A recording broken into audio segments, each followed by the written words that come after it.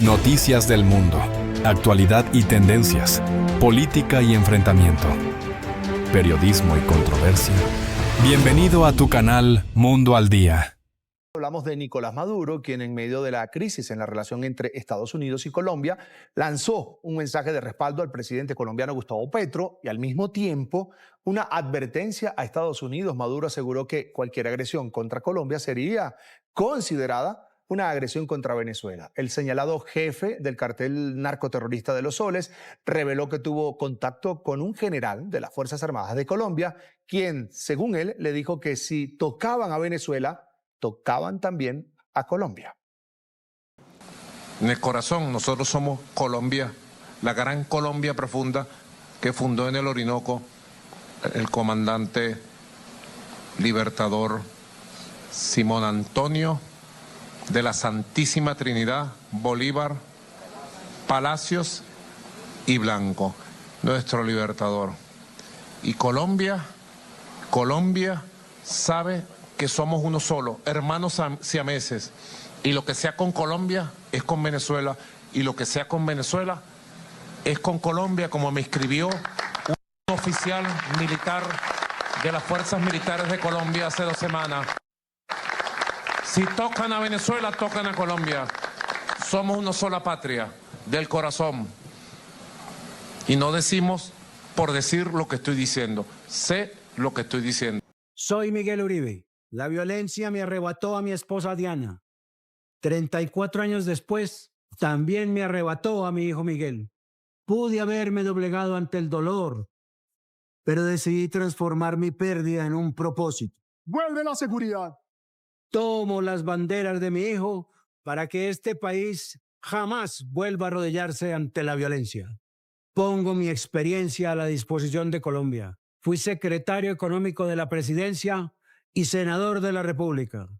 Desde joven le he servido a los colombianos. Soy empresario. He sido líder gremial en ProAntioquia y en la Federación Nacional de Cacaoteros. Sé muy bien cómo generar riqueza y empleos. Me postulo a la presidencia a construir la unidad nacional que Colombia necesita y para que vuelva la seguridad. Lo hago por Diana. Lo hago por Miguel. Lo hago por los millones de colombianos que merecen seguridad, tranquilidad y bienestar. Noticia se concentra en Miguel Uribe Londoño, el padre de Miguel Uribe Turbay, aquí en la noche, líder político, senador, precandidato presidencial, víctima de un atentado criminal perpetrado en Bogotá el 7 de junio y que lo llevó a su muerte el 11 de agosto, hoy hace 2 meses y 11 días. Uribe Londoño, como ustedes lo veían en este video de comienzo del programa, tomó las banderas de su hijo y hoy busca la candidatura oficial del Partido Centro Democrático, la principal fuerza política opositora al gobierno del presidente Gustavo Petro. El padre de Miguel Uribe hoy está aquí con nosotros, no solo para hablar del legado de Miguel y de la propuesta de unidad que lanza desde el uribismo, también de la convulsionada realidad que vivimos en Colombia, los desafíos tan gigantescos que tenemos y que representan los constantes y crecientes ataques, violencia verbal del actual gobernante colombiano, de Gustavo Petro. Don Miguel Uribe Londoño, gracias. Es un placer tenerlo aquí en el set de la noche. Claudia, el gusto es mío. Muchas gracias por invitarme y gracias por todo el apoyo, el respaldo y las oraciones que hicieron ustedes, tú, todos los de RCN y todo Colombia y todo el mundo por Miguel durante los poco más de 3 meses que estuvo luchando y luchó mucho por salvarse y por su vida. Sí. Gracias. Al alma nos ha llegado y tendrán nuestro agradecimiento hasta el fin de mis días. Es que se lo merecía. Su hijo se lo merecía, por buen ser humano, por recto, por honesto, por darnos esperanza a los colombianos. Cuando Miguel Uribe Turbay, tu hijo, se lanzó a la política, me llamó un día y me invitó a una reunión. Dijo que quería buscar el apoyo de los periodistas, obviamente, de Colombia, que le entendieran, que le entregaran la posibilidad de explicar lo que él quería hacer por Colombia a periodistas de una nueva generación que en ese momento representaba. Y en ese momento la reflexión, se la cuento aquí en este programa, se la confieso, fue qué reivindicación para Colombia que Miguel Uribe pueda seguir el legado de su mamá, la periodista Diana Turbay, que nos inspiró a muchísimas periodistas como a mí. y que la violencia del narcotráfico nos arrebató ese proyecto vital de ella, no solamente del buen periodismo, sino de la concordia y la paz de Colombia. Y fue un momento de mucha luz para el país el hecho de que Miguel saltara a la política. Nos cercenaron esa ilusión nuevamente y hoy pensamos en el futuro con usted, don Miguel. Así es lo de Miguel, ese ataque terrorista que le quitó la vida, le quitó a Colombia presente y futuro. Miguel se había formado para transformar este país. Había construido sobre ese inmenso dolor que tuvo después de 5 años, cuando tenía 5 años, cuando le mataron a su mamá, que yo le inculqué que no fuera a vivir con odio ni con deseo de venganza, sino que por el contrario cumpliera una misión, construyera sobre su mamá, y él lo entendió muy bien y así lo hizo y se formó hasta que empezó en esa primera parte, y hoy estaba listo para ser presidente de Colombia, iba a ser el presidente de Colombia. Lo mataron para impedir que fuera el próximo presidente, lo mataron para silenciarlo, estaba estorbando a los malos, como los llamaba él, y por eso hicieron lo que hicieron. Es una lástima para Colombia, pero no podemos dejarlo así. Colombia tiene que tener futuro y tiene que tener esperanza. Y por eso yo resolví hacer lo que estoy haciendo después de que el presidente Uribe nos invitó a que alguien de la familia participara. Por Colombia, por Miguel, por el legado de Miguel, por su memoria y por los millones de colombianos que hemos sido víctimas de la violencia y del narcotráfico. Esto, Claudia, se tiene que acabar. ¿Usted tiene dolor doble o triple? ¿Perder a su esposa, la mamá de su hijo? Sentir la orfandad de un hijo es una de las situaciones más dolorosas para un padre que pierde a su cónyuge y que ve que su hijito queda huérfano de uno. La lucha para que ese dolor finalmente no le marque toda la vida, o si lo marca, que sea en positivo, y luego perderlo a él. Ahora usted es el futuro, pero yo sí tengo una pregunta muy personal. ¿Cómo hace todas las mañanas cuando se levanta don Miguel Uribe Londoño y abre los ojos y vuelve y se da cuenta de esta realidad, de esa pérdida tan profunda que es la pérdida no solamente de la madre de su hijo, sino de su propio hijo? A cada momento pienso en él, es permanente en el día, se me viene a mi mente él, su sonrisa, su queridura conmigo, sus mensajes que en cualquier momento del día me escribía: te quiero mucho, papá, que éramos uno solo, la vida que habíamos construido juntos durante 39 años, estábamos fundidos en la misma pieza de acero. Pero hay que aceptar la voluntad de Dios y hay que vivir la realidad. Yo he perdido casi todo con la muerte de Miguel y por eso estoy dispuesto a darlo todo por Colombia, porque sé... yo he sido víctima del narcotráfico de una manera especial o única. Primero con Diana, cuando Pablo Escobar la secuestró y la mató, narcotraficante, porque estaba buscando la paz con los grupos guerrilleros, porque su papá había firmado, su papá, el presidente Turbay, firmó el tratado de extradición con Estados Unidos. Y ahora Miguel, que iba a transformar esto, que construyó, como tú bien lo dijiste, que te lo había dicho a él a ti, sobre los principios y valores que le habíamos enseñado, tanto la mamá como yo, esa misión que él tenía. Entonces, el dolor es mucho, me acompañará hasta el fin de mis días, pero eso es lo que me da la fuerza. Es un deber moral hacer lo que estoy haciendo por todos los niños y los jóvenes de Colombia. Yo quiero protegerlos y proteger a Colombia de esta desgracia, porque estoy en capacidad de tomar las decisiones que sean necesarias. Es una desgracia, efectivamente, es una desgracia para Colombia, es una desgracia incluso para la fe en el mismo país, pero hay que retomar esa fe y hay que luchar, sobre todo los que creemos en la democracia y creemos en que es que nuestro país lo vale, no podemos claudicar, cada quien desde su oficio, ustedes desde la política, nosotros desde el periodismo, y cada quien allá en su casa, ya sea campesino, ya sea exportador, ya sea industrial, ya sea pequeño empresario, ya sea el oficio que se tenga, no podemos claudicar frente a esto. Y frente a ello tenemos un contexto de violencia verbal permanente de Gustavo Petro que no cesa. Contra usted también está, contra los candidatos del Centro Democrático, como Paloma Valencia, etcétera. Sigue esa violencia verbal permanente del presidente Gustavo Petro. ¿Cómo se protege usted frente a eso? Es muy difícil, pero el primero que me está protegiendo es Dios. Dios está conmigo, Dios está con nosotros, Dios está con Colombia. Y si la voluntad de Dios ha sido que mataran a Diana, que mataran a Miguel, ahora la voluntad de Dios es que esto cambie y que yo sea presidente de Colombia. Te voy a decir esto sobre Gustavo Petro. Él es el responsable político de la muerte de Miguel. Él lo hostigó hasta más no poder. Esa violencia verbal de él, la que cambió cuando estaba antes como guerrillero con unas armas de metal que yo creo que ni siquiera sabía utilizar. Ahora hace una violencia verbal con su arma, que es su celular, a cualquier hora del día y de la noche.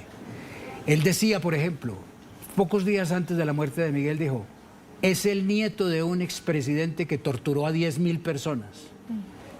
Luego decía: el senador Miguel Uribe Turbay debe desaparecer. Esos son solo 2 de 40 mensajes con los que él hostiga al mundo sin importarle nada. A Gustavo Petro no le importa nada. Es un hombre sin alma, sin corazón. Él ha celebrado la muerte de Miguel. Yo no le tengo miedo, no le tengo miedo. Él es un cobarde, yo no le tengo miedo para nada. Vamos a seguir apoyado en todo Colombia para que la mayoría de los colombianos que queremos que haya seguridad, tranquilidad, que no haya más violencia, que no haya más secuestros, que no haya narcotráfico, que no haya extorsión, que somos la casi totalidad de los colombianos, reforcemos este proyecto, nos unamos todos y cambiemos esta situación para siempre. Esto no nos puede volver a suceder. Permítame, don Miguel, que yo la verdad voy a recordar esas frases de Petro, porque es que esto no lo podemos guardar debajo de un tapete ni borrarlo de la memoria. Esa instigación, esas numerosas veces que Petro escribió esos mensajes con ataques, con violencia verbal, ojo, porque es que la violencia verbal existe y viniendo de un mandatario le hace responsable, en contra del senador Miguel Uribe Turbay, semanas, días y horas antes del horrendo crimen, del magnicidio, del atentado que 2 meses después ya le arrebató la vida. Miren ustedes. Dios mío, el nieto de un presidente que ordenó la tortura de 10.000 colombianos hablando de ruptura institucional. ¿Vas a llevar, Miguel Uribe, como tu abuelo, a 10.000 colombianos a la tortura para frenar al pueblo? Ya no podrás, el pueblo se ha decidido.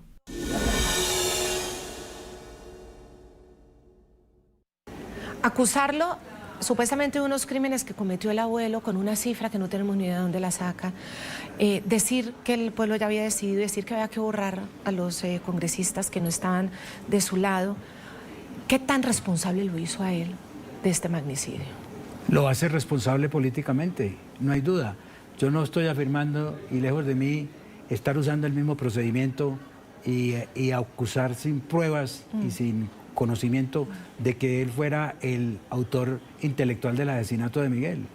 Pero está probado en el mundo, a través de la historia, que ese lenguaje violento hace que otras personas, fanáticos, seguidores, enfermos mentales, lo que sea, descríbelos como quieras, tomen una decisión de ir a hacer eso, porque es a lo que los está invitando.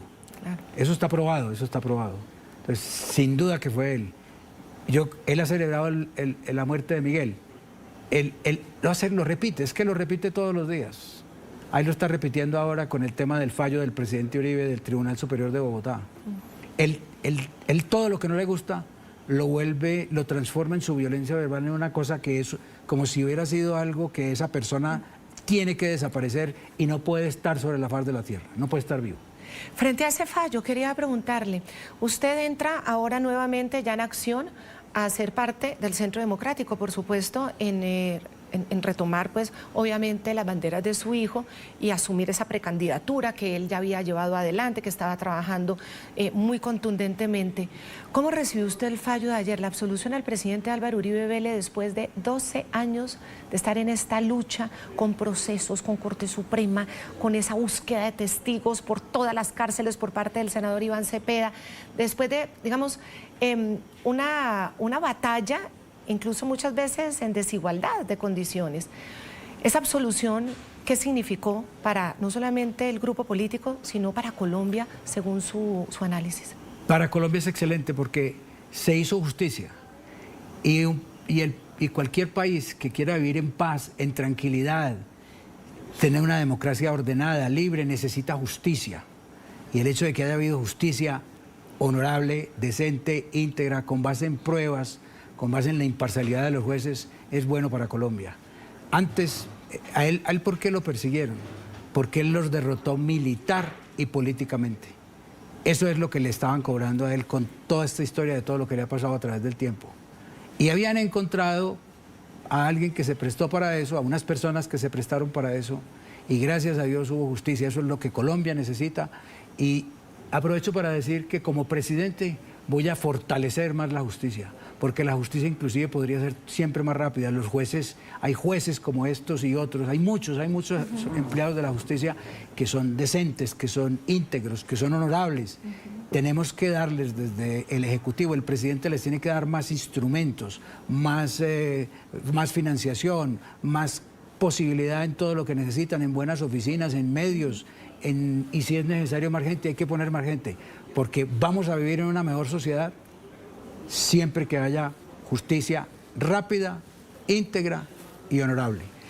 Y fíjese que uno de los análisis que hacíamos el día de hoy con diferentes juristas de Colombia es precisamente el mensaje que manda el Tribunal Superior de Bogotá, no solamente con la sentencia absolutoria, no solamente con la argumentación jurídica, sino dentro de esa argumentación jurídica los cuestionamientos tan profundos, críticas tan profundas, incluso podríamos decir desacreditó profundamente la actuación de la juez de primera instancia.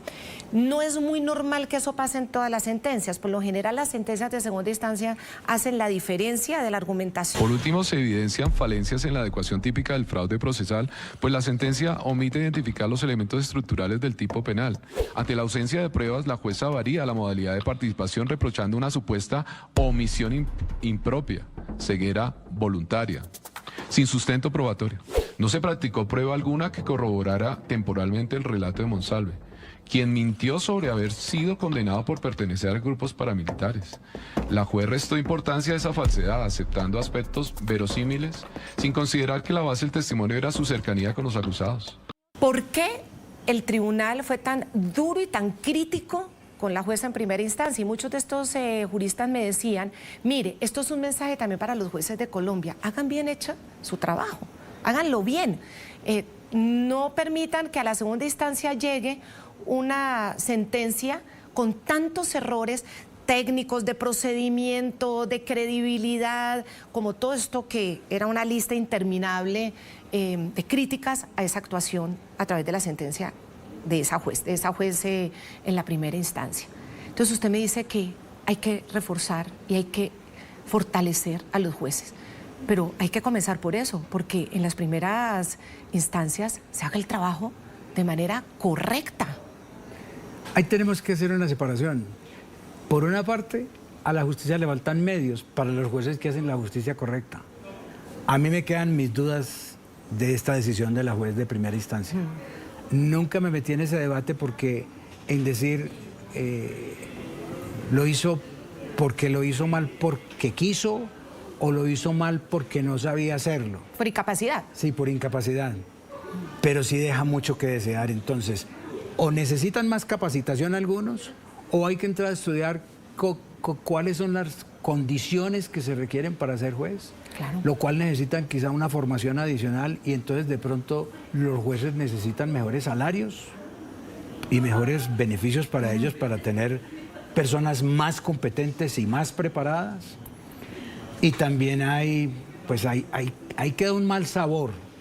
Después de oír la decisión de la segunda instancia, con esos detalles que dijeron, queda muy mal sabor porque no es posible que después de tantos días y con una juez que supuestamente se dedicó todo el tiempo, que le quitaron el resto de la carga de su trabajo, que le pusieron más funcionarios a colaborar con ella, haya hecho semejante trabajo tan mal hecho.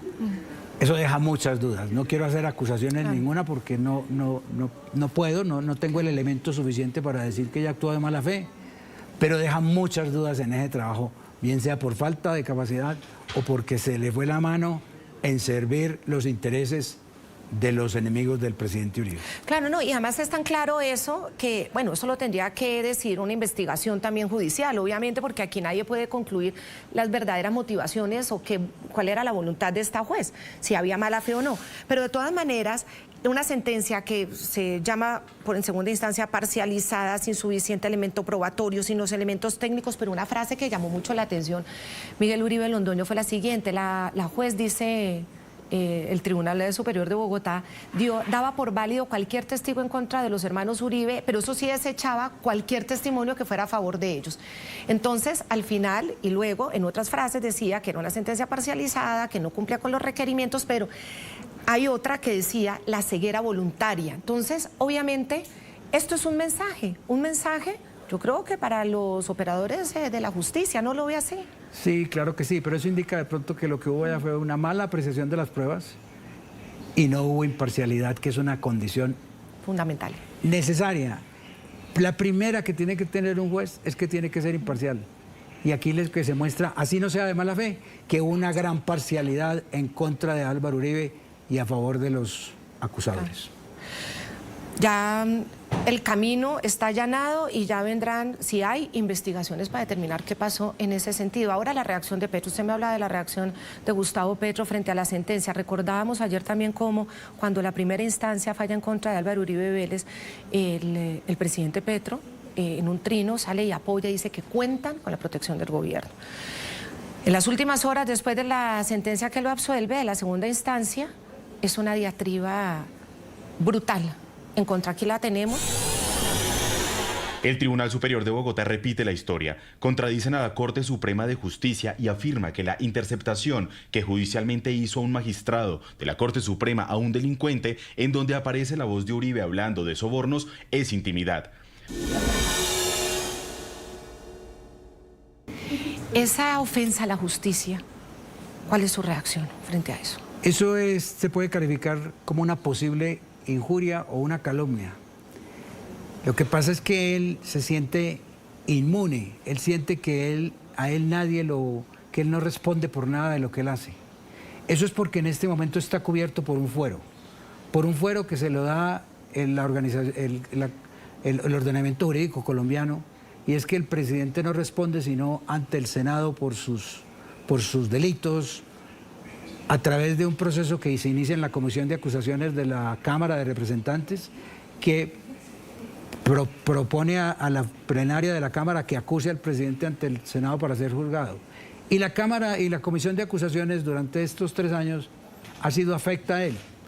Han estado más del lado de él y hay 1000 denuncias en la Comisión de Acusaciones contra Petro, incluida una mía por hostigamiento a Miguel. Y no se mueven.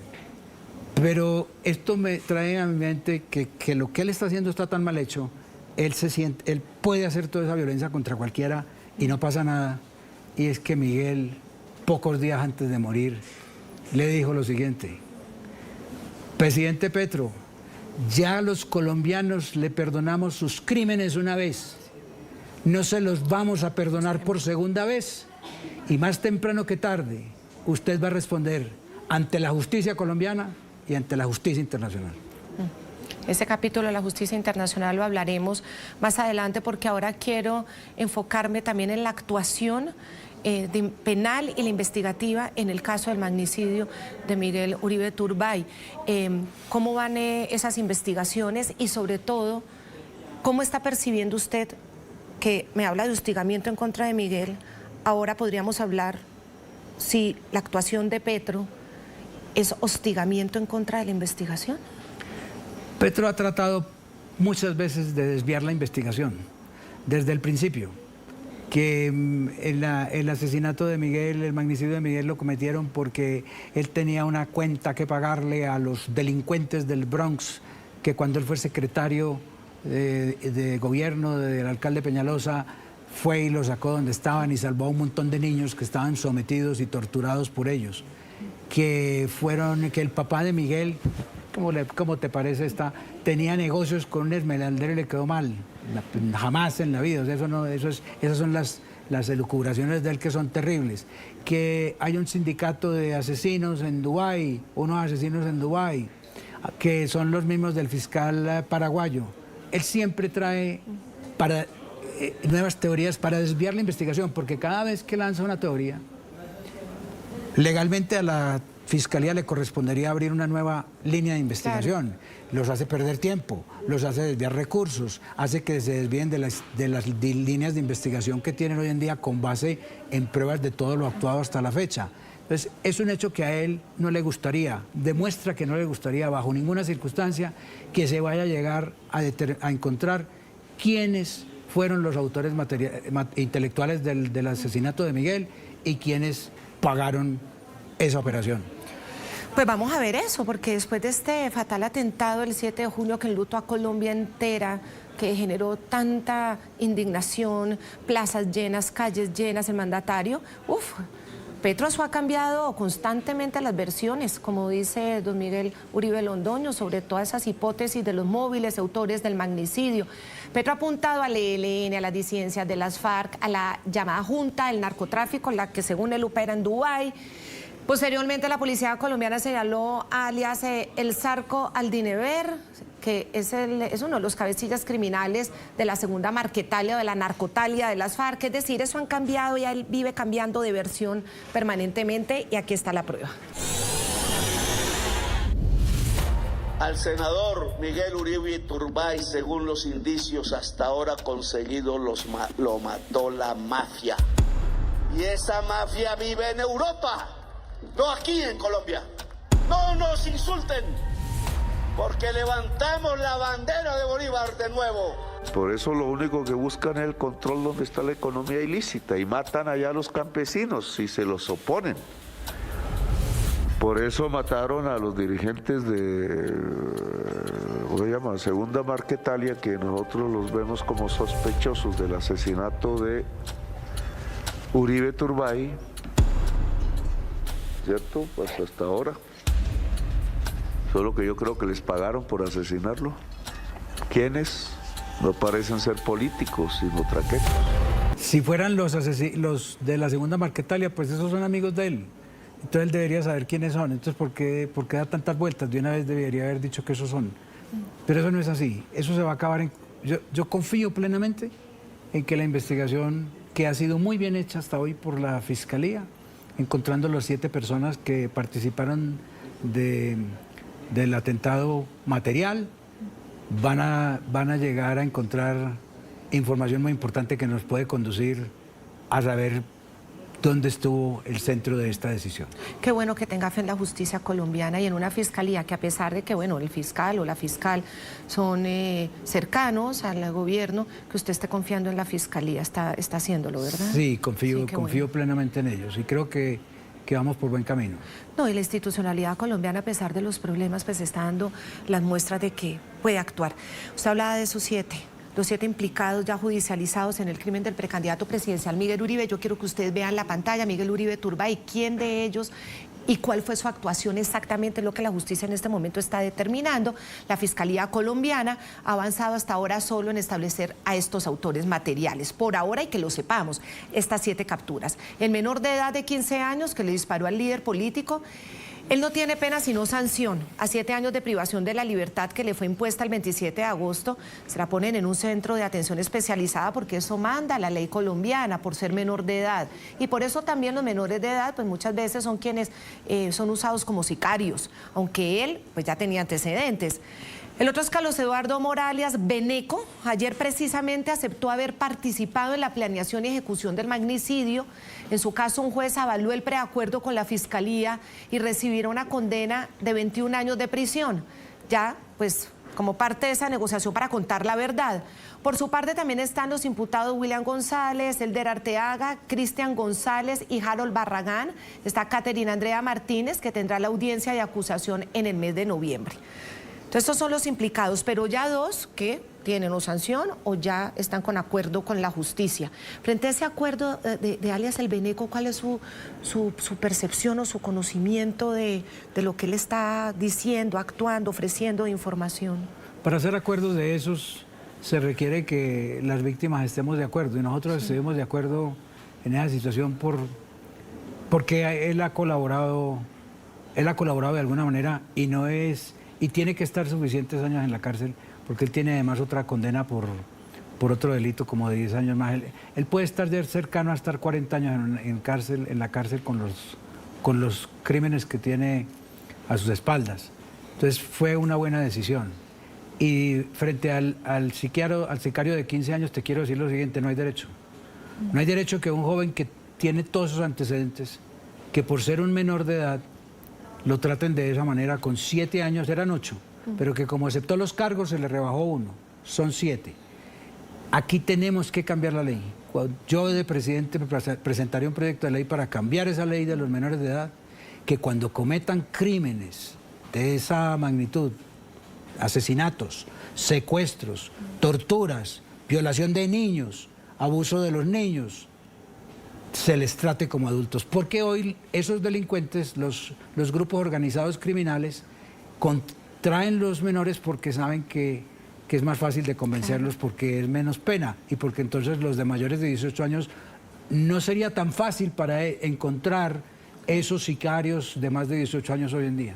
Y esos sicarios fáciles de que se atrapan fácilmente. Sí, sí. Entonces eso tiene que cambiar. Es malo para la organización social colombiana y para todos los colombianos, no para mí, ni para los que hemos sufrido esto, no, para todos, porque cualquiera está sujeto a que un asesino de estos de 15 años pueda matar a cualquiera y poco castigo tenga. Crímenes atroces, porque son atroces. Y además hay que castigar. Si no hay castigo para los delitos y para las cosas mal hechas, tienen que... Al senador Miguel Uribe Turbay, según los indicios hasta ahora conseguidos, lo mató la mafia. Lo mató la mafia, fíjese qué paradójico, porque hoy desde los Estados Unidos a Gustavo Petro, la administración de los Estados Unidos, por primera vez en la historia un presidente de Colombia es acusado de líder del narcotráfico. A Gustavo Petro lo consideran líder del narcotráfico. Así, el mundo ha conocido unas denuncias bastante delicadas que les queremos repasar aquí. El ex subsecretario del Departamento del Tesoro de Estados Unidos, Marshall Billingsley, señaló al presidente Petro de recibir, según sus palabras, dinero sucio y corrupto proveniente del régimen venezolano. En una muy explosiva declaración durante una sesión en el Congreso de Estados Unidos en el que advirtió el apoyo del régimen madurista y chavista al grupo terrorista Hezbollah para su expansión en la región. En esa misma audiencia fue cuando hizo esta revelación. Si nos fijamos en el régimen que ha fomentado la plaga socialista que se ha extendido por toda América Latina, vemos que son los venezolanos. Es el dinero corrupto y sucio de Venezuela el que ha financiado la campaña de Petro. Sentían que canalizaban dinero hacia México, canalizaron dinero hacia Brasil. Una vez que se restablezca la democracia en Venezuela, todo ese dinero subversivo que ha financiado las campañas socialistas en toda la región se agotará. Lo mismo ocurrirá con los ingresos petroleros del régimen cubano y con todo el apoyo a los nicaragüenses. Bueno, entonces, la administración Trump le dice líder del narcotráfico, empiezan a salir estas pruebas o estas personas que tienen conocimiento de esas pruebas. Entonces, cuando Gustavo Petro dice que la mafia mató a Miguel Uribe Turbay, ¿qué podemos, como analizar o deducir? Pues lo primero es que le deberíamos preguntar a Gustavo Petro que si él está tan cerquita de la mafia, pues que nos diga cómo fue, quién fue. No es la mafia, sino que nos cuente quiénes fueron. Pero acerca de Estados Unidos, ellos no hacen esa acusación sin pruebas. Ellos saben, si se han demorado todo este tiempo, porque esto comenzó hace 3 años. A partir de la llegada de Petro a la presidencia de Colombia, el narcotráfico se ha aumentado. El cultivo de coca se ha aumentado, la criminalidad se ha aumentado, ha cedido control territorial en más de la mitad del país a los grupos armados fuera de la ley, que es el producto seguramente de su pacto de la picota, que pactó con los criminales de que si lo apoyaban él los dejaba libres para que hicieran lo que quisieran hacer. Entonces, qué bueno que Estados Unidos venga y diga la verdad. Es un hecho que Petro ha estado, por lo menos no ha impedido que haya narcotráfico. Entonces todo indica que o está a favor del narcotráfico o no está haciendo nada para hacer. Pero si ellos hicieron eso, yo creo en los americanos, creo en que tienen las pruebas y qué bueno por fin que se destape esto. Porque los que hemos sido víctimas del narcotráfico, queremos es que esto se acabe de una vez por todas. Y si el narcotráfico en Colombia nace en la Casa de Nariño, esto es supremamente grave y no nos conviene a ninguno de los colombianos, ni siquiera a los que son petristas. Claro, y es que lo que veíamos de Billingsley, el ex subsecretario de Estado, contando que se tiene ese conocimiento de esos dineros de terrorismo y narcotráfico ingresados a la campaña de Gustavo Petro, dicen que tienen eso. En esa audiencia estaba el senador Bernie Moreno y cuando sale de la audiencia habla con nuestro reportero Roberto Macedonio, nuestro reportero permanente en Washington, y dicen que no están descartando que haya una investigación formal porque afirma que hay bastantes pruebas suficientes para hacer esta aseveración. Aquí está. Tenemos que seguir la investigación a ver qué pasó con la elección, que obviamente hay bastantes pruebas que recibió plata de los narcotraficantes. Entonces es lo que vamos a hacer. Pero las arancelas, eso solamente dañas a la gente del sector privado que está en el lado de los Estados Unidos, y los Estados Unidos están en el lado del pueblo. Eso es lo que vamos a hacer, ese es el plan ahorita. He estado visitando Estados Unidos, políticos, personalidades, parte de la administración Trump. No solamente por el tema del magnicidio de su hijo, sino también de cara a la campaña. ¿Qué ha encontrado ahí? ¿Qué conexión ha encontrado con ellos? Mira, yo estoy sintonizado con los Estados Unidos. ¿En qué sentido? Ellos son aliados naturales de Colombia y nosotros tenemos que ser aliados de ellos. Porque los colombianos, en la mayoría, la casi totalidad de los colombianos somos amigos de los Estados Unidos y no estamos en este conflicto Petro-Estados Unidos, que es un conflicto personal. Entonces, yo quiero que los Estados Unidos entiendan, y ya lo tienen clarísimo, porque lo han dicho en estos dos días, ha salido muy claro, y lo dijo Bernie Moreno muy claro. Nosotros no estamos contra los colombianos no están contra Estados Unidos. Los Estados Unidos están contra Petro, y hay que explicarles muy bien a ellos. Mira, como los colombianos no estamos contra Petro, por favor no nos pongan esos aranceles, no nos pongan esas tarifas que quieren poner a los productos colombianos. Dennos un compás hasta mayo 31 del año entrante, cuando vamos a la primera vuelta a ver qué pasa. A ver si logramos primero que haya elecciones, porque Petro las quiere impedir, pero eso no puede pasar, y en eso de pronto necesitamos ayuda exterior y que le pongan una presión para que eso no pase. Entonces, y que lleguemos al 7 de agosto y que pueda haber un cambio para que ellos encuentren aquí que va a haber un gobierno decente, un gobierno que quiera cumplir los compromisos internacionales. Entonces, me parece, yo estoy de acuerdo, esto es música para los oídos de los colombianos, que por fin alguien, ante lo que yo te decía antes, de que él se siente impune, que a él no le puede pasar nada, que por fin alguien lo descubra. Creo en las pruebas. Mira que aquí ha habido una investigación contra los ingresos que entraron en la campaña de Gustavo Petro. ¿Y cuánto no ha hecho él para lograr que no se sepa la verdad y decir que es que no se le puede investigar? Eso tiene que quedar claro. Para Colombia le tiene que quedar claro si hubo dineros del narcotráfico o no en la campaña de Gustavo Petro. Y qué bueno que, como en Colombia no se puede hacer esa investigación porque él la impide, la hagan los americanos. Y si encuentran pruebas que le hagan un indictment, que lo acusen y que lo pongan donde tiene que ser, para que el mundo sepa que ese mentiroso está contaminando al mundo con las drogas y ha hecho muy mal con su vecino, su socio Maduro. Que ojalá rápidamente ese problema esté resuelto en Venezuela, porque mientras en Venezuela haya libertad, aquí no va a haber seguridad. Necesitamos unirnos. Nosotros y los venezolanos estamos unidos en uno solo. Podemos formar dos países maravillosos. Podemos hacer algo espectacular en la región suramericana. Y aprovecho para decirle a todos los países suramericanos, el narcotráfico en Colombia los afecta a ellos también. Esto no es un problema local, esto es un problema internacional, que por fin, qué bueno que el presidente Trump haya decidido: yo seré, como presidente de Colombia, con Colombia, un gran aliado de los Estados Unidos, porque es nuestro mejor socio comercial.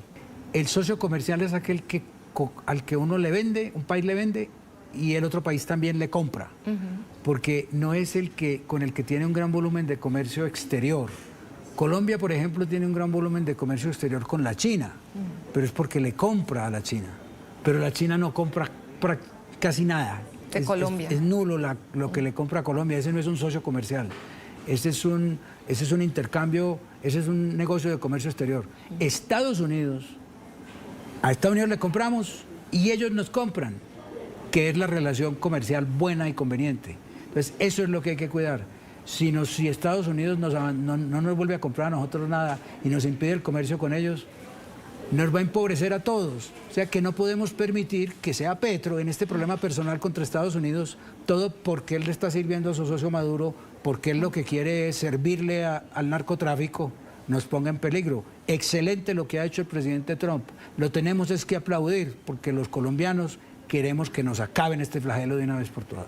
Claro, y usted ha tenido conversaciones también con Bernie Moreno, ¿o no? Sí. Él vino a visitarme, o él vino a Colombia, vino al sepelio de Miguel, lo vi en el Congreso, Ahí tuve oportunidad en mi discurso en el Salón Elíptico en decirle a él ese día, los colombianos somos amigos de Estados Unidos, e inmediatamente prácticamente todos los presentes en ese recinto aplaudieron lo que yo estaba diciendo. Y luego me visitó en mi casa y tuvimos una charla muy importante sobre el tema de lo que está pasando en Colombia, sobre el narcotráfico y sobre las elecciones. Mi preocupación es que Gustavo Petro no quiere que haya elecciones, quiere entorpecer el proceso electoral como pueda. Tenemos que estar atentos para que eso no pase. Y aquí la tarea de ustedes, los medios de comunicación, de ti como periodista y de todos los periodistas y comunicadores, es estar pendientes todos los días de no darle largas al asunto de Petro y no servirles de amplificador, sino, un momentico, ¿usted qué va a hacer? ¿Aquí va a haber elecciones? ¿Sí o no? Casi que todos los días hay que estarle preguntando eso. Y he tenido conversaciones posteriores con el senador Moreno y estoy enterado de esta situación y le he dicho que Colombia, que los colombianos somos amigos, que no nos la enfilen a nosotros, sino al responsable de esta situación, que es una pelea personal de él con Trump por cuestiones ideológicas que no sirven para nada. O sea, él no está gobernando para Colombia, él solo piensa en él y está perfectamente equivocado porque pues pareciera que vive en la luna. Y la afectación para los colombianos obviamente es permanente y sistemática. Vamos a hacer otra pausa para comerciales y ya volvemos a hablar de eso, de las elecciones.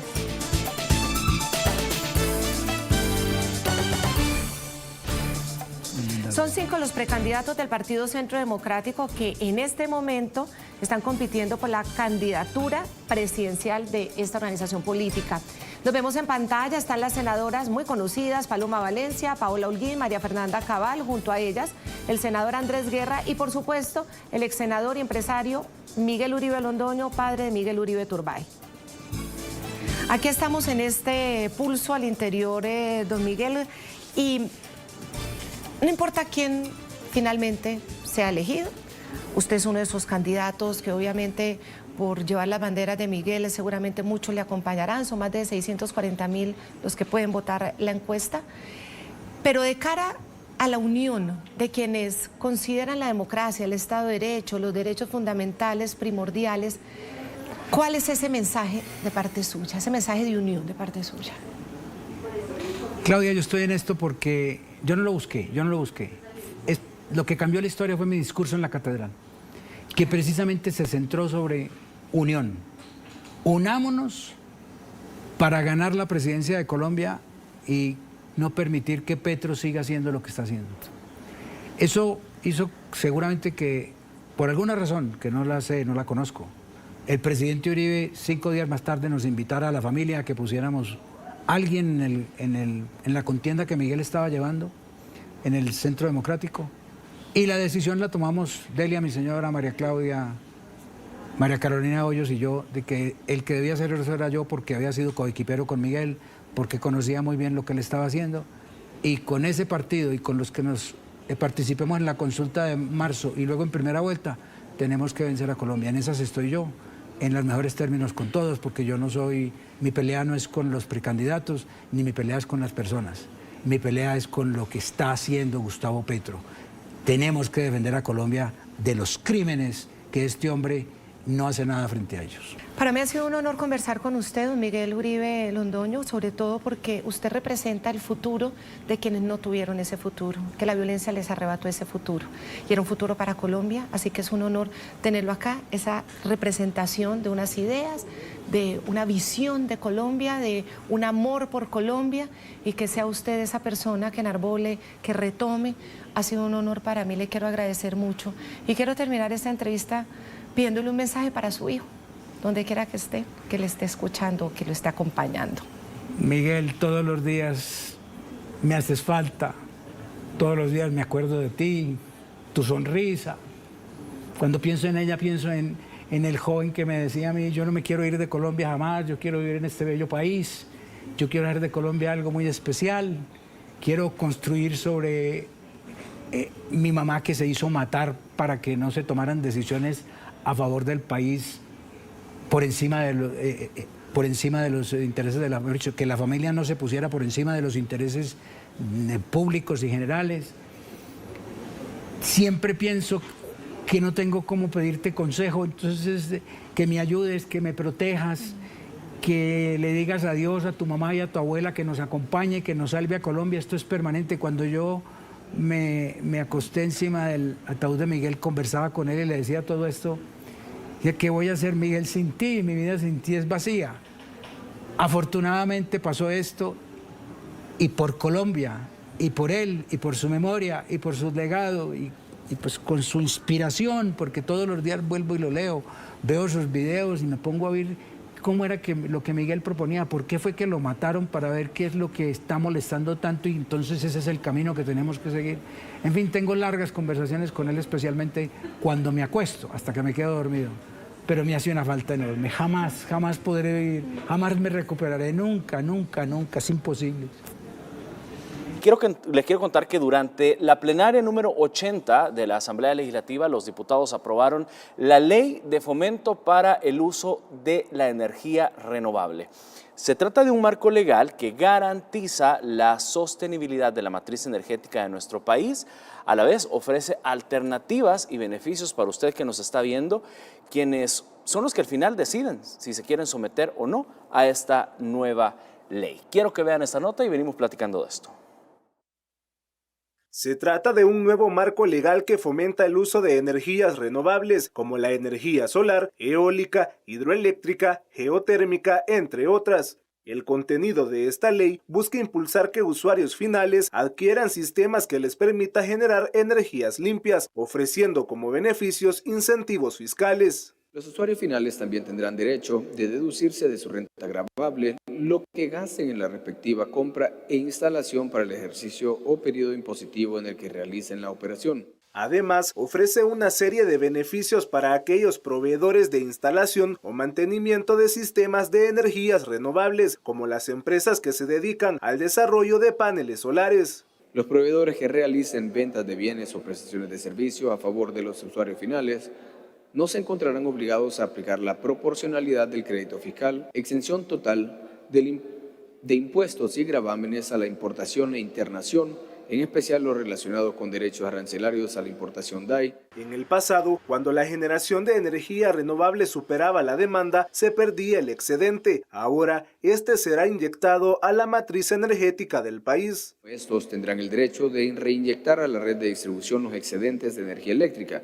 que generen o almacenen, siempre que se cumplan con los requisitos establecidos en estas disposiciones. Será la Superintendencia General de Electricidad y Telecomunicaciones, SIGET, la encargada del debido cumplimiento de la ley, mientras que la Defensoría del Consumidor velará para que los beneficios dados a las empresas sean reflejados en los precios a los usuarios. Eduardo Trujillo, Noticiero El Salvador.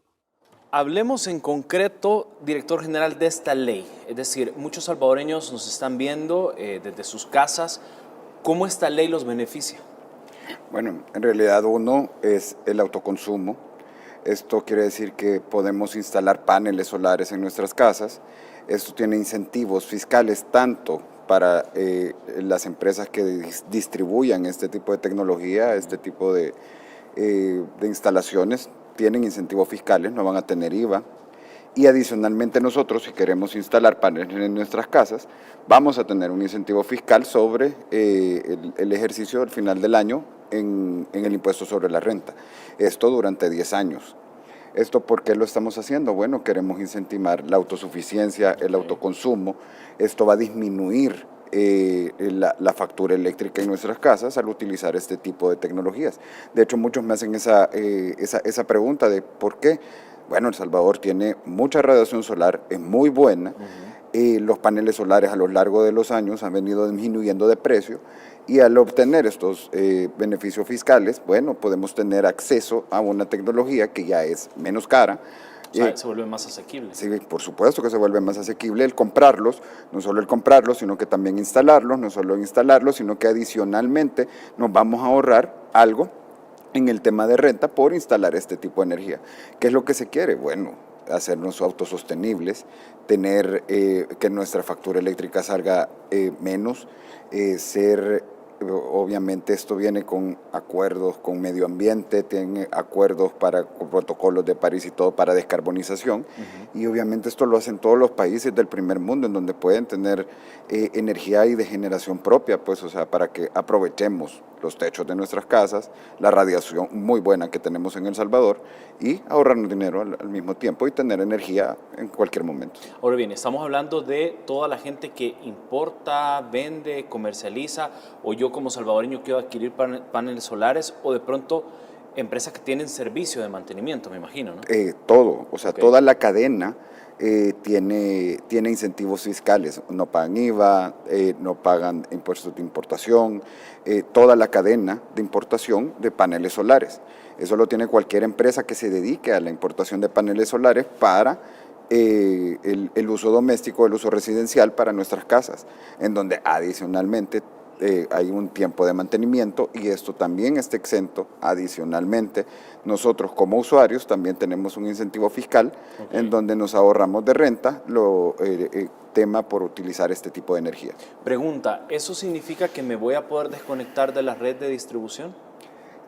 Con baterías se puede desconectar de la red de distribución. Obviamente siempre hay que tener una estabilidad, dependiendo de qué tipo de paneles se utilicen, dependiendo si tiene baterías o no. Se puede desconectar de la red de distribución, lo cual eso queda a discreción de cada familia, de cada ciudadano, y depende, repito, de la tecnología que cada quien utilice. Entonces, o sea, si mi techo tiene la capacidad suficiente para generar energía para mantener toda mi casa, y adicionalmente tiene baterías y la puede almacenar cuando no se utilice, entonces sí, puedes llegar en algún momento a desconectarte de la red.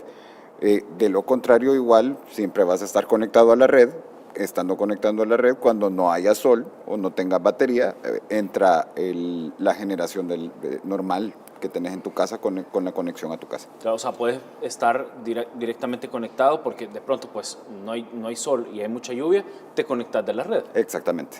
O sea, esto es dependiendo de los paneles que se utilicen, dependiendo si tiene baterías o no tiene baterías. Esta ley incentiva a tener acceso a todo eso, hasta desconectarnos o no desconectarnos, tener una parte nada más, dependiendo de cada casa tiene su particularidad, dependiendo del consumo que tenga cada casa, dependiendo de qué cantidad de techo tenga la casa. O sea, eso va a depender de varios factores que son individuales, pues.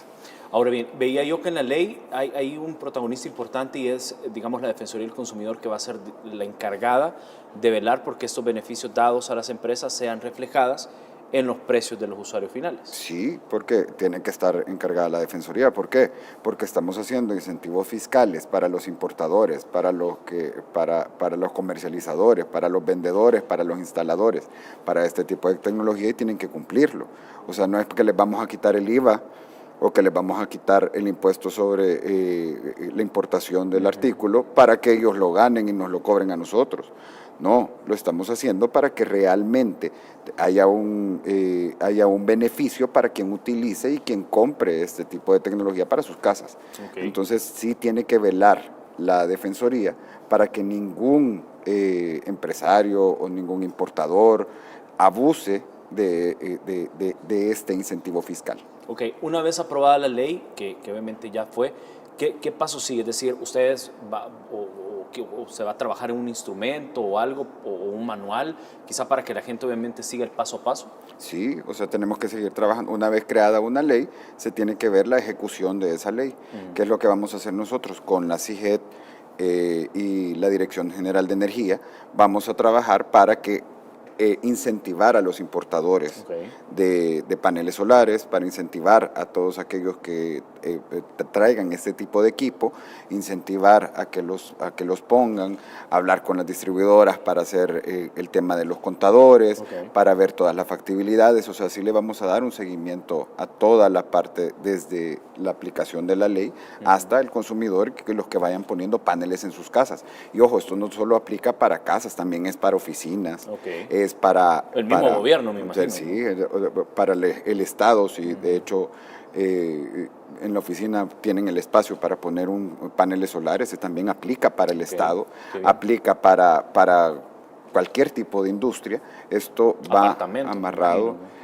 Los apartamentos es poco el espacio que tienen para paneles solares, pero sí, realmente puede haber un tipo de ahorro en esto. Pues, algunos tienen parqueo, los puedes poner en el parqueo, por ejemplo, entonces sí, hay algún tipo de ahorro, pero esto está pensado más para aquellos que tengan muchísimo techo, que tengan... que sean viviendas de 2 plantas usualmente, oficinas, fábricas, bodegas, o sea, todo eso sí aplica esta ley y aplica para todos, en donde tienen este incentivo fiscal para la importación de estos productos. Ya para las personas naturales o los usuarios finales, como nosotros, en tu casa, tenés el beneficio fiscal sobre la renta también. Y eso me imagino que también entra, y digo esto porque hay algunos diputados de pronto que malinterpretan las cosas. Hablaba por ahí una diputada de que no había entrado esta ley el tema de las donaciones, pero desde el momento que tú compras y donás, es decir, ya ese beneficio ya se trae. No, para empezar, una donación no tiene precio, o sea, no hay, o sea, te están regalando algo. Exacto. Y aquí no habla del precio del panel. Aquí lo que está diciendo es que si tú importas un panel, no tiene IVA, ni impuesto de importación. Entonces eso aplica para todo, pues, claro. O sea, no es... o sea, claro, después donas, obviamente. Sí. Se dona, pero el artículo igual ya pasa, es un panel solar, o sea, estamos hablando de un artículo. Entonces yo creo que era para ganar protagonismo en algo, pero no...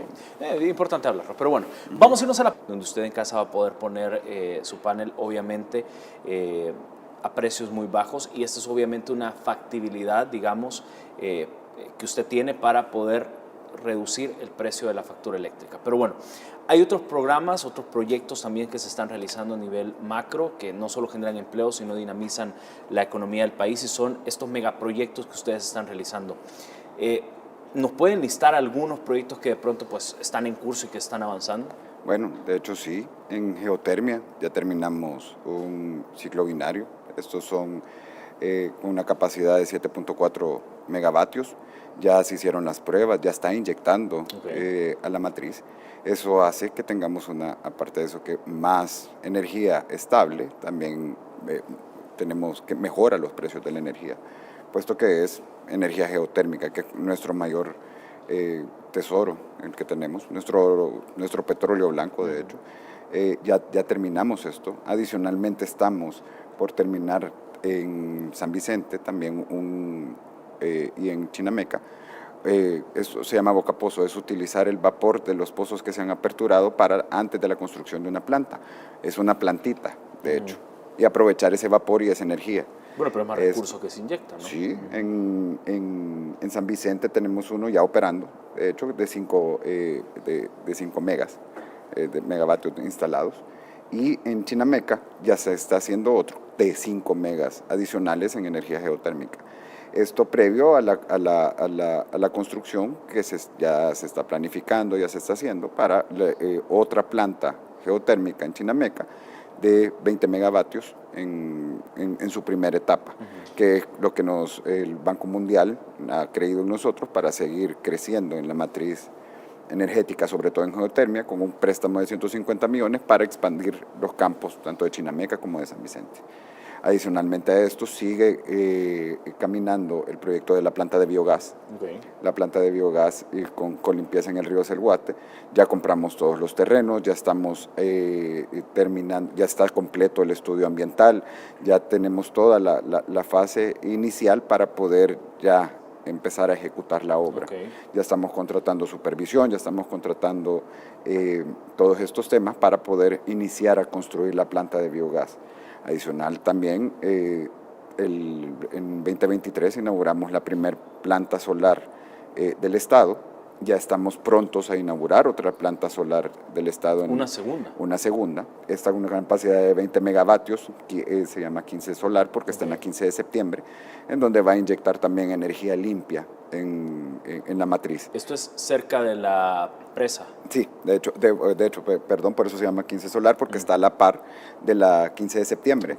Esto trae doble beneficio. Cuando no hay lluvia, Entonces ahí estamos aprovechando el espacio ocioso de la 15, que estaba ocioso de la 15 de septiembre, y se decidió construir un parque solar con una capacidad de 20 megavatios y como primera fase vamos a expandirlo. Así cuando no hay lluvia hay sol y seguimos generando energía limpia. Ya está a punto ya está en sus pruebas finales, ya este mes está totalmente terminado y entregado para poder iniciar a inyectar a la matriz. Entre otros, te puedo enumerar, esos son los que son ya en construcción o ya están construidos. Le estamos dando mucho énfasis a la generación solar, pues no solo para el autoconsumo, sino que también para grandes proyectos, precisamente hace que los precios, los incentivos fiscales, hacen más atractivos para inversión. Ahora bien, hay un proyecto importante y es el tema de la energía nuclear, que también es, me imagino, prioridad número 1 para el presidente Bukele también. Sí, de hecho el programa de energía nuclear va avanzando muchísimo. Hemos trabajado arduamente, tenemos apoyo de los Estados Unidos, hemos tenido muchísimo apoyo del Organismo Internacional de Energía Atómica, hemos tenido apoyo de muchísimos países para esto. ¿En qué etapa va? Bueno, ya estamos identificando los sitios, ya tenemos posibles sitios para la construcción de una planta, seguimos viendo la regulación, seguimos viendo el tema del licenciamiento, todo esto apoyado del gobierno de los Estados Unidos, con acuerdos de ellos para una mejor tecnología y para seguir avanzando en el proyecto. Eso le iba a preguntar, de hecho estoy viendo imágenes ahí de los diferentes talleres que han tenido con Estados Unidos. ¿Qué tan fuerte es la alianza que tenemos obviamente con el país norteamericano para el tema de energía nuclear? De hecho es extremadamente fuerte, es uno de los países que tienen muy desarrollada su industria en energía nuclear, y puesto que ellos tienen una gran cantidad de regulación, gran cantidad de temas que rodean la energía nuclear pacífica, y obviamente como aliados ellos apoyan muchísimo al Salvador desde la firma del memorándum de entendimiento con el secretario Rubio. Desde entonces... Desde ahí partió. Desde ahí teníamos la colaboración de antes, pero con la firma del secretario Rubio se aumentó más se fortaleció muchísimo, y hemos tenido muchísimos programas en los cuales están capacitando a nuestra gente, están dándonos mayor conocimiento. De hecho, ahorita vamos a empezar un acuerdo que se llama 123 para mayor cooperación de parte de los Estados Unidos, no solo en temas de colaboración, de capacitación, sino que también tecnología. ¿En qué sentido? Bueno, hay simuladores donde ya podemos empezar a capacitar aquí. Ellos nos pueden formar estos simuladores para ya antes, previo a una planta, y empezar a capacitar a la gente en lo que seguimos el camino para la construcción de la planta. Que esto ya va más encaminado, no solo con el tema regulatorio, no solo con el tema de combustible gastado, no solo con eso, sino que también de qué tecnología vamos a utilizar en El Salvador y de qué manera la vamos a utilizar. En todo este camino nos ha apoyado tanto el gobierno de los Estados Unidos, ahora aún más, como la OEA. Y yo recuerdo que también hablaba usted en un primer momento de capacitar el talento humano salvadoreño. ¿Por qué? Porque, digamos, no existe esa fortaleza de ingenieros nucleares aquí en El Salvador. Claro, hay profesionales, pero no de pronto con la demanda que requiere la construcción de una planta. ¿Se están capacitando en otro país? Sí, de hecho nuestra meta son 400 personas que se capaciten a lo largo de 5 años, más o menos. Ahorita ya tenemos 25 que se están capacitando, de los cuales 2 ya están estudiando una ingeniería en tema nuclear. Uno está en Argentina, y ojo, no es que acceder a esta beca es fácil, ¿no? Tenemos talento en El Salvador, en donde un salvadoreño accedió a la beca, la ganó, y ahorita se está capacitando para regresar a su país y poder entrar a operar o a trabajar en una planta de generación nuclear. Entonces también tenemos otros en los que los estamos capacitando en varios temas, porque no solo es la operación y el mantenimiento de una planta, sino que también es manejo del combustible gastado, es manejo de las leyes, o sea, tenés que tener abogados capacitados específicamente en tema nuclear, la seguridad, en seguridad tanto física como la seguridad jurídica de una planta o del manejo de una planta nuclear. Entonces sí estamos capacitando muchos en todos los aspectos, incluso hasta en la comunicación. Yo soy comunicador, bueno, también la comunicación, se están capacitando personas para el manejo del tema nuclear. Y esto ahorita tenemos 25, queremos expandirlo y de verdad hemos tenido muchísima gente interesada y eso es bueno, pues, o sea, tenemos muchísima gente interesada que le gusta el tema, que están esforzándose en el tema, y están viendo y están ganando esas becas y están brillando en otro lado como salvadoreños capacitándose en esto. Tanto así que incluso hemos tenido nosotros aquí en ciertos foros, nosotros estamos apoyando a otros países precisamente para los programas nucleares. Qué bien. Me imagino que por el tema de que, y esto lo resaltaba el presidente en su momento, hemos hecho mucho en poco tiempo. Sí, en 2 años prácticamente hemos avanzado, ojo, empezando en un país que ni siquiera tenía pensado algo no había ni una ley. No, ni siquiera eso. Ya en algún momento en los 60 se pensó y había ahí un espacio en algún lado que decía que se podía trabajar con energía nuclear, pero no había nada prácticamente. Entonces, en 2 años hemos avanzado tanto que estamos apoyando a otros que nos preguntan cómo ustedes lo han logrado. Bueno, uno es la capacidad, 2, El Salvador tiene muchísima capacidad, tiene talento humano, tiene las ganas, tiene el compromiso. Adicionalmente que tenemos un presidente que es sumamente dinámico y que quiere llevar el país hacia adelante.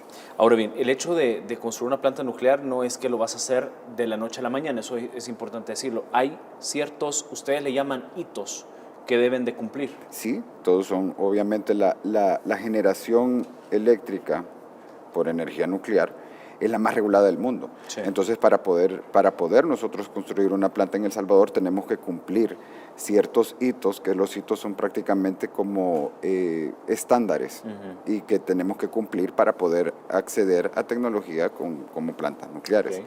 Esto viene de la parte financiera, viene la parte también de la capacidad humana, si el país está preparado, si tenemos, o sea, son cosas que tenemos que cumplir antes de nosotros poder construir una planta. O sea, no solo estamos hablando de evaluaciones tecnológicas, marco legal que de pronto esté bien armado, desarrollo de capacidades, fortalecimiento de toda la academia también, me imagino que va a ir. Sí, tenemos que, esa es parte de la capacitación. Nosotros tenemos que forjar a todos aquellos que vayan a manejar todo el tema. No solo, repito, no solo se trata de una planta en que solo vas a operar y mantener una planta, no, hay una cadena de suministro distinta, hay una cadena de combustible gastado distinta, hay muchísimos protocolos que son diferentes a cualquier otro tipo de generación, en donde tenés que tener a la gente capacitada, incluso hasta el transporte del combustible, el transporte hasta las batas que tenés que utilizás, tienen un tratamiento diferente. Entonces, todo esto nosotros tenemos que cumplirlo y tenerlo listo antes de poder empezar a construir una planta nuclear, energía eléctrica. Claro. Entonces esto sí para el presidente es 100% importante, que todos tengan acceso a la energía eléctrica, que todos tengan acceso a una mejor vida, desarrollo, o sea, la energía eléctrica es eso prácticamente. Entonces sí se ha dado a la tarea de que nosotros busquemos el llegar al 100%, de que ningún salvadoreño se quede sin acceso a este servicio, a pesar de que el porcentaje de personas que en porcentaje de población se ve pequeño, pero en realidad son 60,000 hogares los que no tienen familia. que no tienen energía eléctrica. Son 60.000 familias que no tienen acceso a la energía eléctrica. Entonces, eso es lo que vamos a hacer con esto. Y adicionalmente, lo que da paso a lo que hablamos antes, de los incentivos y de todo eso, es lo que nosotros vimos que se podía lograr con este programa, en donde podemos llegar a lugares en donde podemos poner baterías, microredes, paneles solares, en donde esta gente tenga acceso a la energía con toda la tecnología nueva, para que ya puedan gozar de esto. Imagínate qué significa no tener energía en tu casa. Tú lo acabas de decir, yo ni siquiera me lo imagino, o sea, para serte franco. No, yo tampoco. Y es inadmisible que en este tiempo, en donde tenemos inteligencia artificial, tenemos, o sea, carros eléctricos, tenemos cosas que nunca nos imaginamos, haya gente que todavía no tiene acceso a energía eléctrica. O sea, no es, o sea, es inimaginable realmente. Entonces, este programa lo iniciamos hace mucho, contamos con el apoyo del BID, en donde nos dio fondos para que nosotros lo podamos desarrollar. Hicimos nuestro censo, buscamos a las personas con el apoyo también del Banco Central de Reserva cuando hizo el censo nacional. También nos apoyaron ellos para identificar a todos aquellos que no tuvieran acceso a energía eléctrica. A pesar de que, bueno, de hecho, yo personalmente en algún momento, a la par de una central hidroeléctrica, recuerdo que había una comunidad entera que no tenía energía en aquel momento, solo por no poder poner un poste, en donde ellos mismos habían comprado los postes, las líneas y todo lo demás, y en aquel momento, simplemente por una firma, no lograban tener acceso a la energía eléctrica, a la par de una central hidroeléctrica. Una represa. Entonces, sí, y nos dimos a la tarea de ver todos estos casos, que los hay, en donde no era posible que habiendo desarrollo de un lado al otro ni siquiera están iluminándose con candiles o con candelas. Entonces, no solo vamos a tener estas 60.000 hogares que no tienen acceso a energía, también hay escuelas que no las tienen, que van dentro del plan de 2 escuelas por día, en donde ahora sí ya van a tener todo ese acceso a eso, clínicas, y se va a venir a desarrollar también proyectos productivos alrededor de esto. Ya van a poder poner una tienda, ya van a poder poner otra, va a haber crecimiento económico alrededor de este programa. Hay un tema muy importante y es lo que también aprobó la Asamblea Legislativa con una vigencia de 6 años, y es disposiciones especiales que otorgan exenciones tributarias para contratistas y subcontratistas que trabajen directamente con el pago. Sí. O sea, hablemos de esto. Esto viene amarrado, insisto, a la otra parte. O sea, no era posible que íbamos a tener una excepción o una fiscal para un proyecto privado, que yo en mi casa quiero poner paneles solares, y no lo hubiera para un proyecto en el cual era de beneficio para la gente que no lo tiene. Entonces ahí donde se dice, no, también todo el proyecto de Power tiene que ir con ese tipo de excepciones para incentivar a todos aquellos a que participen para la ejecución del proyecto. Entonces todas las empresas las estamos incentivando para que sea todavía más rápido la ejecución del proyecto. Por eso se toma la decisión de hacer esta excepción fiscal o este beneficio fiscal para todos aquellos contratistas para el Power. Adicionalmente, que los fondos se van a extender mucho más, apuesto que los contratistas no están haciendo esto. Claro. Va a ser menos caro la importación, va a ser más rápida la importación, y nos va a dar abasto para que cubramos muchísimo más rápido el programa completo. Interesante. Bueno, ese proyecto me imagino que va a empezar en el corto plazo, ¿y hay alguna zona donde van a iniciar? Ya empezó, de hecho, ya hay varias o sea, comunidades. La prueba piloto ya inició. Ya la prueba piloto ya hay comunidades en las cuales ya tienen acceso a energía eléctrica, precisamente con sistemas fotovoltaicos de batería y paneles. Pero en la primera etapa, porque obviamente no tiene un tiempo de ejecución de 5 años, vamos a tratar de hacerlo lo más rápido posible, pero el tiempo de ejecución son 5 años, son 718 viviendas, estas que comienzan son los departamentos de La Libertad, Sonsonate, Santa Ana, ¿no? Aguachapán y Santa Ana. aunque hay una que también fue prueba piloto que se hizo en La Unión en algún momento, viendo el PAWE, en lo que caminaba el tema del PAWE. Interesante. Bueno, eso es lo que están haciendo con, digamos, las familias salvadoreñas que no tienen energía eléctrica. Pero, ¿qué están haciendo con los que sí tienen energía eléctrica? Entiendo yo que están vigilantes como Dirección de Energía, Hidrocarburos y Minas, que no hayan cobros irregulares, ¿no? No, eso siempre hay una verificación de parte de la dirección. Desde que inició la dirección hemos visto que todo, no solamente en el tema de energía eléctrica, sino que también en hidrocarburos, también en los precios de los combustibles, en el precio del gas licuado de petróleo, de los chimbos de gas y todo, pero la energía eléctrica no es la excepción, y nosotros sí ponemos muchísima atención en donde los recibos lleguen de manera correcta, que los cobros sean de manera correcta, que vayan amarrados al pliego tarifario aprobado, que no hayan excesos, que no haya ningún tipo de abuso de nadie, o sea, que sea lo que nosotros estamos pagando, lo que estamos consumiendo, lo que estamos pagando. Adicionalmente, si tienen alguna falla, si tienen algún tema de que, o sea, obviamente tú llegas a tu casa y no hay luz y tienes cantidad de tiempo en el que no haya luz, también lo puedes decir, o sea, y nosotros venimos y tenemos el contacto con todas las distribuidoras. ¿Qué pasa? ¿Por qué no hay servicio en ese lugar? ¿Por qué? Cualquier cosa que tengan con el tema de energía eléctrica, no solo el tema de los pagos, sino que del servicio en sí mismo. Cargos elevados, me imagino, aumentos inesperados. Aumentos inesperados, que de repente tenés picos de cobros, que no sepas a quién acudir. No, aquí sí tenés una entidad que está encargada de eso, que es la Dirección General de Energía, en donde nosotros verificamos que sí tu recibo esté correcto, que no tengas cobros de más, que el servicio que estés pagando sea, ¿no? Y con todas las distribuidoras en todos lados. ¿Qué número de teléfono pueden llamar los salvadoreños que de pronto nos están viendo y ahí su recibo de luz lo pueden ver con algunos cargos elevados o lo que usted mencionaba, aumentos inesperados, o de pronto ven su factura eléctrica y representa algún error, digamos, en el cobro? ¿Dónde pueden hablar y de pronto cuáles son los requisitos? De hecho, es el número 2234-6128.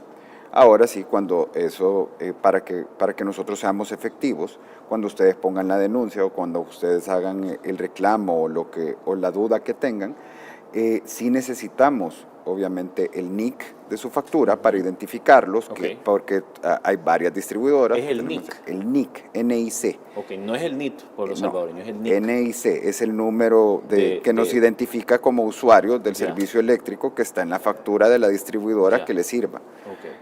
Ya sea del sur, ya sea CAES, o CLESA, cualquiera, necesitamos ese número porque es el que nos identifica a cada uno para poder hacer ese reclamo, lo necesitamos. Listo, familia. Si usted ahí nos está viendo, busque ahí su factura eléctrica y busque lo que dice NIC, y ese es el número que también usted tiene que dar. Adelante. Sí, no, adicionalmente, tenemos se les proporciona ya un número de WhatsApp para que ustedes puedan adjuntarnos el recibo y nosotros poder hacer las comparaciones y poder hacer las respectivas consultas a cada una de las distribuidoras para ver qué pasa con ese recibo. Entonces sí, lo necesitamos eso para hacerlo más fácil, eficiente, y dicho sea de paso, esto es la información del usuario, es totalmente confidencial. Eso solo lo manejamos nosotros con la distribuidora y así que no tienen que tener miedo, no tienen que tener ningún miedo, ningún tipo de temor, porque esto sí, cada una de las personas que trabajan en la dirección tienen un acuerdo de confidencialidad. Aparte de acuerdo de confidencialidad, o sea, nosotros protegemos muchísimo la identidad del usuario, y nosotros la manera en que lo utilizamos es ni nada más para hacerlo eficiente y para ver el reclamo y que realmente nos digan qué pasa con ese recibo y poder resolverle al usuario. Bueno, he visto cómo diferentes instituciones del gobierno del presidente Nayib Bukele se han certificado en sistemas de pronto que son contra corrupción o sistemas antisoborno. Hemos visto que la CEL, de hecho, que es una de las instituciones que usted preside, se ha certificado, y ahora se suma la Dirección de Energía. Sí, de hecho eso es un orgullo contarlo y eso es bien amarrado también a la política del presidente de no tolerancia a la corrupción. Okay. Él como lo ha dicho innumerables veces, o sea, para él eso es un mandato, el que nosotros verifiquemos y que seamos transparentes en nuestras instituciones. De hecho, sí lo comenzamos con CEL. CEL está certificado con la ISO 37001, que es un sistema de gestión antisoborno, y obviamente la dirección no se podía quedar atrás. Y no solo son el tema de las ISO para gestión antisoborno, esta es sumamente importante porque tenemos que ver la transparencia. Nosotros manejamos y vemos, o sea, la tarifa eléctrica, sí, vemos los precios de los combustibles, vemos eso y no podemos permitir que no ser transparentes. De hecho, y esto lo promovemos mucho y vamos en línea con la ley anticorrupción que se aprobó y que ya entró en vigencia, que incentivó el presidente de la República. Pero no solamente son estos, sino que también son para eficiencia, o sea, también nos certificamos en sistemas de gestiones de calidad, nos certificamos en todos los requisitos para poder realizar inspecciones. Okay. O sea, no solamente es el tema de... O sea, las inspecciones que realizan ustedes están certificadas. Sí, los inspectores están certificados en las inspecciones que ellos hacen, adicionalmente a la gestión de calidad, adicionalmente a la gestión antisoborno. Esto hace no solamente en las obras de construcción, no solamente, sino que también en la atención al público, en la administración pública. ¿Por qué no ser igual o mejor que un privado? La única diferencia es que ahí en una institución pública no estamos velando por la utilidad de un dueño, aquí estamos velando por lo de todos. Entonces tenemos que ser eficientes, tal cual lo es una empresa privada, una empresa privada modelo, obviamente. Claro. Tenemos que ser igual o mejores, y eso no solamente en las obras que construimos, no en las obras que ejecutamos, sino que también en las instituciones que administramos y la manera en que se administra. Tenemos que ser así de eficientes. ¿Por qué? Porque sí hay una utilidad, es el beneficio público, y deberíamos de ser más eficientes en el beneficio público que en la generación de utilidades para una sola persona. Entonces es parte de esa dinámica y esa filosofía del presidente de por qué las instituciones públicas no pueden ser igual o mejores que las privadas. Sí, totalmente. ¿Por qué? Porque se maneja fondos públicos, ¿no? Y es de todos los salvadoreños. Director, está lloviendo y yo creo que se esperan, obviamente, por lo que veíamos a Sandrita, nuestra meteoróloga, que le mando un gran abrazo si nos ve a esta hora de la noche, nos ha proyectado también, y según obviamente pronósticos del Ministerio de Medio Ambiente y Recursos Naturales, que va a llover fuertemente en esta semana y la próxima. Obviamente ya estamos en las afueras de la temporada de lluvia, hay algunas tormentas tropicales que por ahí también se están viendo en el mapa. ¿Cómo están los embalses? De hecho, gracias a la lluvia que hemos tenido, los embalses están llenos. Ha habido descargas, o sea, teníamos 2 años, el año pasado fue un año muy seco.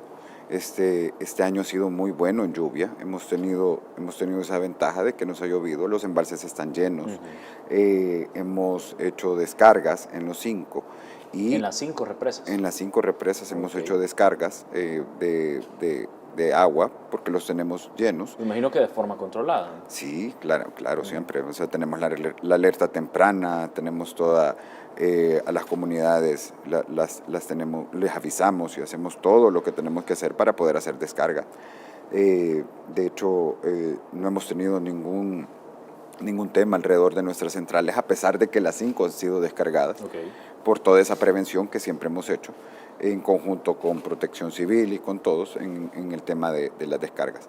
¿Qué quiere decir que nosotros tengamos las centrales hidroeléctricas llenas? Bueno, tenemos energía suficiente, no ocupamos combustibles fósiles, estamos generando energía limpia, las centrales están funcionando al 100%, tienen sus mantenimientos, tienen todo al día, y gracias a Dios tenemos el combustible de nuestras represas, que es agua. Ahora bien, los niveles, digamos, están óptimos, o sea, están, digamos, en los niveles óptimos y se está descargando de manera controlada para garantizar la seguridad de la presa. Central. Sí, de hecho todos los niveles, Cerrón Grande, que es nuestro mayor reserva de agua, está en su nivel máximo de resguardo de agua, por eso es que hay descargas. Se están descargando alrededor de 200 metros cúbicos por segundo durante el día. Durante el día.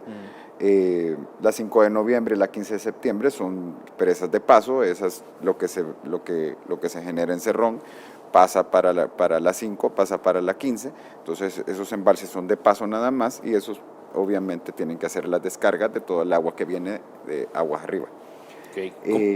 Adelante. ¿No? Bueno, entonces, y Guajoyo, que también es otra reserva de agua, está en su máximo, esta no tiene descargas, no estamos descargamos en algún momento en una de las tormentas, pero ahorita ya está en reserva el nivel de Guajoyo.